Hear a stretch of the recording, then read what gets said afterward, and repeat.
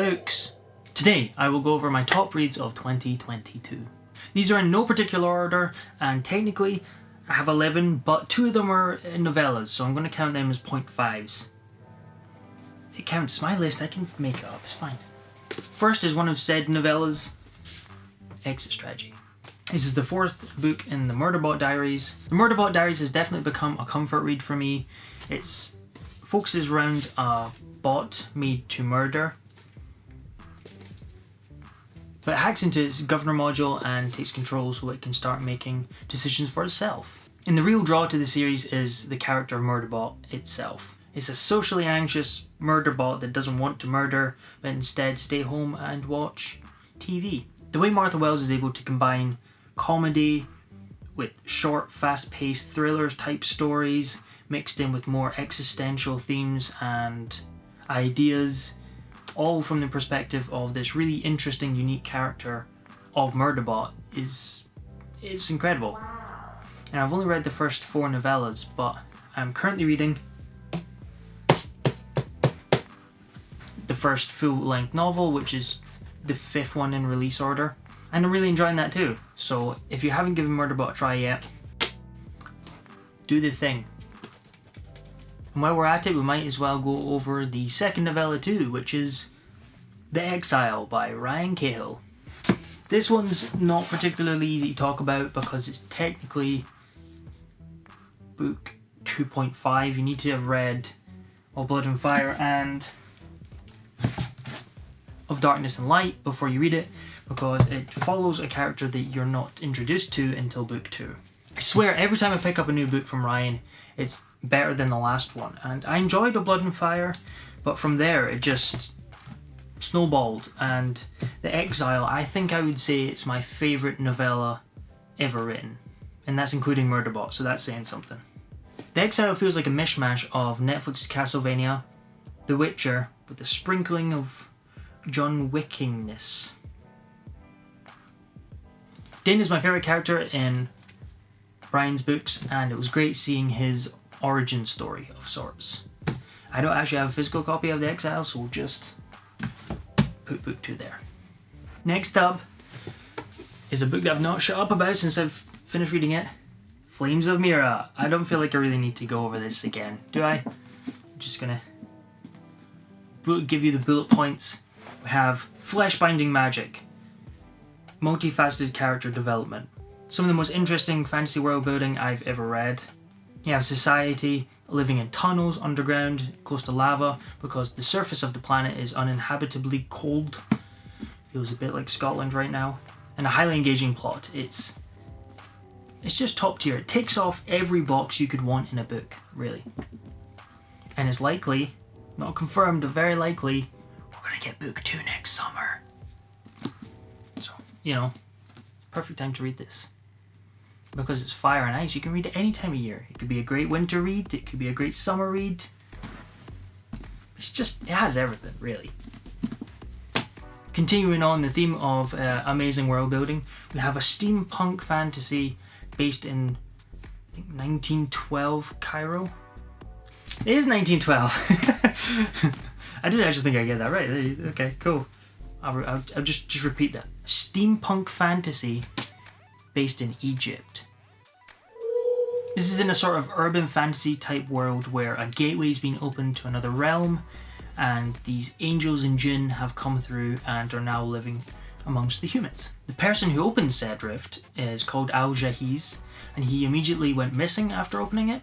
And this story follows Fatima, a detective who is investigating a murder of a secret society dedicated to Al-Jahiz. But the twisteroonie is that the murderer is claimed to be Al-Jahiz. This is also a really fun, short read, magic world building. Magic world building. Of course it's magic world building, it's fantasy. I meant magic isn't good, not magic isn't magic, but it is also magic. Highly recommend if you're looking for a short detective type fantasy book with amazing world building and interesting characters. Illborn! I read Illborn at the start of 2022 and it's still one of my favourites of the year. The sequel is also coming out in January, so it's a great time to pick up. This follows a cast of characters who are all having the same dream. They all live in different parts of the world and completely unrelated to one another, but they all have their own stuff going on, and each of the four POVs are all really fun to read. In fact, at the start, in the end, my favourite point of view changed continuously because there was so much going on in each one. It also happens to have one of the best prologues I've ever read. So even if you're not 100% sure if you want to read this or not, I highly recommend downloading the prologue on Kindle or something and just trying it out. Because if you don't pick it up after reading the prologue, you're crazy. Next up we have The Hunger of the Gods, which also happens to be one of the best covers in fantasy right now. I don't know why I'm waving about. This is the sequel to Shadow of the Gods. I mean, look at those covers. That is so cool. This is a Norse-inspired fantasy book. It's also quite a chunky boy. Picks up immediately after the events of Shadow of the Gods, and the first 20% is probably one of my favourite parts of the entire book. It's such a good opening. It's such a fast-paced opening, but it doesn't feel like it just throws you into the boat of the action. And you get a lot of really fun world building in that first section. And a lot of people say they prefer the first book, but I think I might prefer the second book. Because it's a sequel, I don't really want to go too much into the plot of this book, but if you've read book 1, you're going to like book 2. There are some people who don't like one of the point of views in the second book because he's a villain character, kind of, but I really liked him. Not him as a person, but his point of view I thought was really interesting. You got to see a lot more through his eyes because he was a point of view. And if you haven't read Shadow of the Gods, I highly recommend you do. It's fantastic. Norse-inspired Viking fantasy, sick dragon on the cover. What more can you want? Next up is Shadows of Self. I started Mistborn Era 2 this year, and I've only read the first 2 books, but I'm really enjoying it. It's very different from Era 1. You can tell by the length in comparison to Era 1, which are a lot chunkier. I love Wax and Wayne. They're fantastic characters, particularly Wayne. His humour really, it works for me a lot. I think it's really funny. I love his point of view chapters, and I'm so glad we got more of his point of view chapters in book 2. It's really interesting to see how the magic system has evolved over hundreds of years, and how the events from Era 1 has translated into the second era. Lots of Cosmere connections, always fun. Keeping it spoiler free, that's pretty much as I can say. A lot of people say that this is just sort of like a fun, short read in comparison to Sanderson's other work, but if you've read the ending to this book, you can't tell me it's just a short, fun little read. It's not fun. I'm sure most people who are Sanderson fans know about this, and if you're not a Sanderson fan, I wouldn't recommend starting with Era 2. I would recommend starting with The Final Empire, which is Mistborn, Era 1.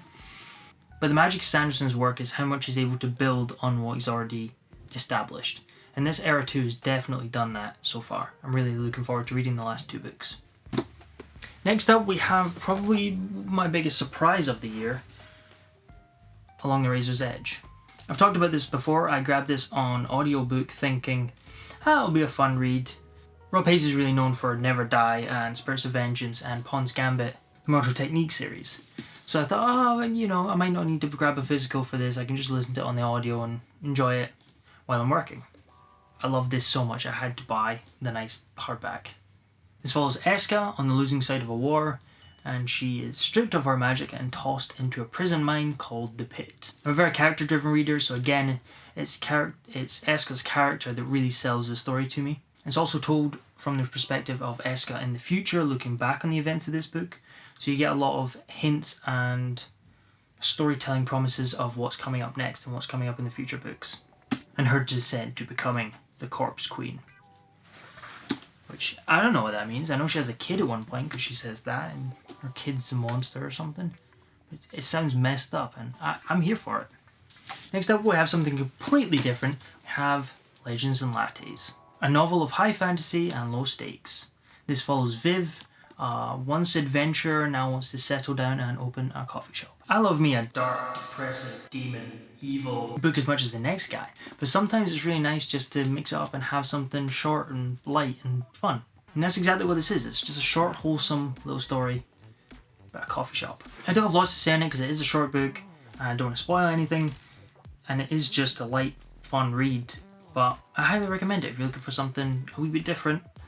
You want something just to break up some of the dark destruction and evil, then this might be the book for you. And jumping again to the other end of the spectrum, we have dark, depressing, it's not depressing, but dark Nevernight. Which is ironic because then it's always day and then it wouldn't be dark, but it's pretty dark. When I first reading fantasy and I started with Mistborn, I remember reading a handful of others like Rage of Dragons and then picking up Nevernight. And I think I read the first 2 chapters and went, this is not for me right now. It's really metaphorical and very purple in prose, and it turns some people off, and I can see why. However, after picking up Empire of the Vampire 2021, I really wanted to give Nevernight another try. And I loved it. It was great. The first part of this book is, there's a lot. The setup's pretty slow. You have, in a chapter, you have past Mia, present Mia, and you have footnotes. And you're reading it and it's a lot to take in at the start. But as soon as you push through that setup and you get into part 2, it becomes a much smoother experience. I think this is actually the first book I've read with footnotes as well. And at the start, I really like the footnotes. They're very entertaining. They're fun little stories. They add to the world. In fact, a lot of the world building that I'm really excited to find more about in the future books was told through the footnotes, which I really enjoyed. But some of the footnote placement I thought wasn't the best. Particularly at the start of the book, there was an action scene and there was several footnotes throughout the action scene. I felt like it was really jarring to take away from this fast-paced action stuff happening. It felt like you jumped from to, oh, then there was a king and the king was not very smart and he got himself killed and it wasn't very good and this is why, and then it changes straight back to the it felt really jarring, and it wasn't necessarily to do with footnotes, it was to do with the placement of the footnotes, but that definitely improves after the first section of the book. And it all takes place in an assassin's school setting. If you're a fan of that sort of academia type setting, you'll really enjoy Nevernight. Last but not least, we have The Hand of the Sun King. The main character, Alder, is a scholar, so immediately you know you're not in for lots of battle scenes, lots of fighting sequences. There are some, but there's not as much as you would find in pretty much anything else in the pile. I think it's his unique perspective on the world because he grew up academically inclined, is one way of putting it, and not with a warrior's background that makes this a more unique story. Alder is torn between his mother's heritage and his father's heritage. His mother and grandmother are native to the country they live in, whereas his father is part of this invading empire that's taking control of the continent. Does he stick in with the empire and follow what his father wants him to do, or does he go with his grandmother and become this sort of rebel group? I also think it's a really well paced story. It's only about 400 pages, but it feels much more grand and epic than you would normally feel from a story of this length. This is partly because of the way it's written. There's a lot of time skips and jumps throughout the story that makes it feel like this bigger, grander, epic story. What's really cool is when Alder is trying to figure out how the magic works in this world, and he gets different aspects of it and he tries to figure out how they all connect and work together. So it's interesting to have the world building and magic system revealed over time with him figuring it out throughout the story. It's fun, it's different, it's a little cool. And those are my top reads of 2022. Please leave me a comment with your top reads of the year, and because this is the last video of the year again, I want to say thank you very much for the amazing launch. I did this in the last video. Why is the word launch so hard to say? Launch. It's not hard. Just say the word.